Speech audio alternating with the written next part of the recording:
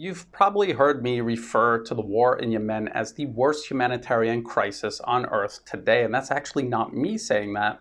That's the UN itself saying that, and that's because it pretty much is.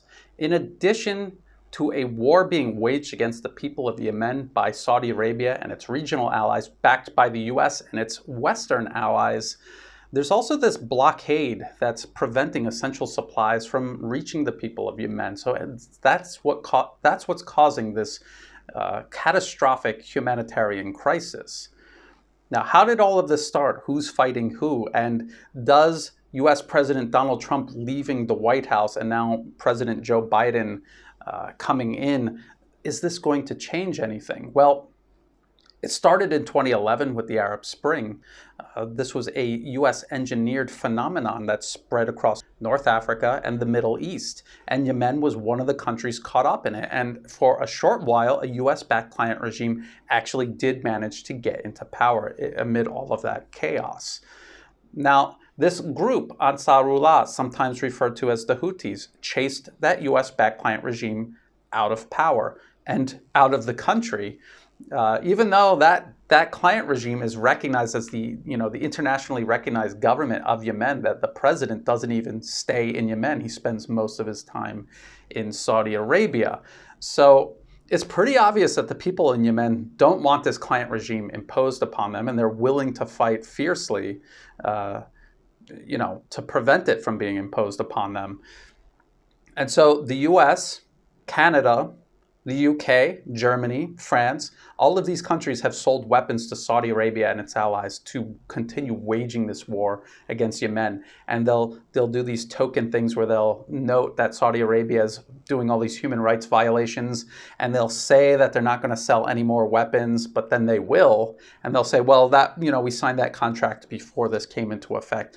So it's them trying to put on a show to explain that they stand for human rights, but then it's a roundabout way they're still doing it. And of course, Saudi Arabia wouldn't be able to wage this war without the support. And so as long as the conflict's going on, you could be sure that these Western countries are supporting it, even if they say that they're not. Now, right before US President Donald Trump left the White House, he did this. He declared Ansarullah as a foreign terrorist organization. Now, that would put it on the same list as Al-Qaeda or the Islamic State. And, the presence of Al-Qaeda or the Islamic State being in this country or that has actually served as a pretext for direct US military intervention. And, with the war in Yemen, the US is all but fighting that war itself. I mean, it's giving the weapons to Saudi Arabia. It's giving warplanes to Saudi Arabia. It's giving them the bombs that go on the warplanes.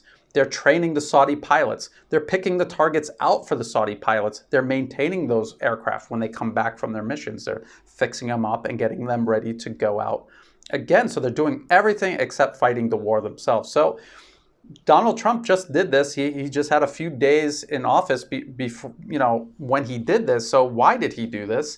It's obviously to set the stage for Biden. This is a continuous agenda. It doesn't matter who's in the White House. So people holding their breath, waiting for Joe Biden to turn things around, just forget about it. The Arab Spring, engineered by the US, was executed under Obama and Biden. All of those so-called humanitarian wars, that was Biden as vice president when that happened. And I don't remember him being opposed to any of it. And now he's president. Do you think for a minute he's not going to continue backing this war against Yemen? Of course he is. If anything, he'll expand it. Keep that in mind. Keep in mind that U.S. foreign policy is determined by unelected special interests. The people in Washington are there to rubber stamp it and to serve as an interface, an intermediary between the corporations and the public. So unfortunately for the people in Yemen, they're going to have to continue fighting this fight.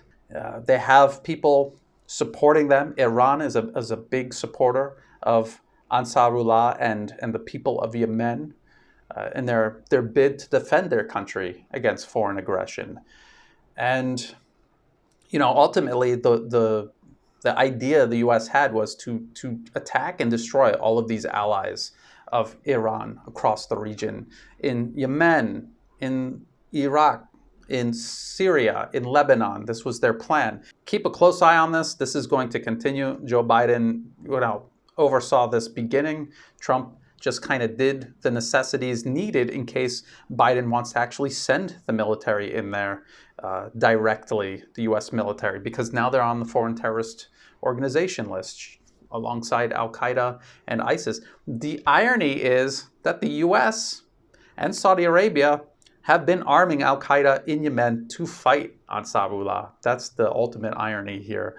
To my Patreon patrons who make these videos possible, thank you so much for your support. Please like and share the video if you thought it was useful. Think about subscribing to my channel. It helps the channel grow. It's totally free to do, and I appreciate that as well. And look in the video description for the links that I used in this video for extra reading. There's also ways that you can help support my work, like through Patreon, where not only do you help support my work month to month, but you're also going to get benefits and extra content in return. To everyone helping me in absolutely every way, thank you so much. I couldn't do this without your support, and as always, thank you for watching.